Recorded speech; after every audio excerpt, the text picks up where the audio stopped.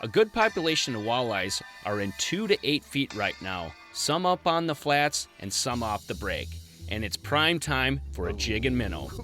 One jig of choice is a hammerhead jig with a short shank hook in a 16 to 1/8 ounce. Choosing the appropriate weight depends on a number of variables.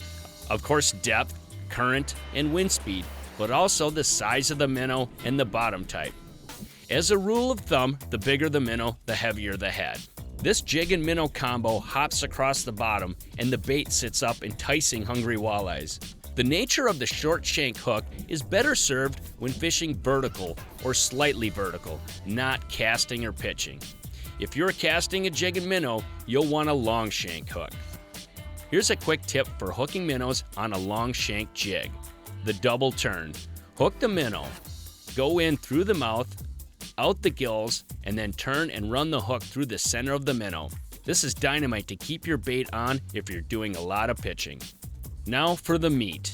In this neck of the woods, you'll hear from most anglers shiners are the best, especially spot tail or emeralds. If shiners aren't available, rainbows, followed by fatheads, would be the next best choices. With the cost of bait in aquatic invasive species, keeping bait alive for multiple day use is a challenge. Here's something cool we've run across to help prevent the spread of aquatic invasive species and keep your bait longer. It's a bucket system from Excel Outdoors.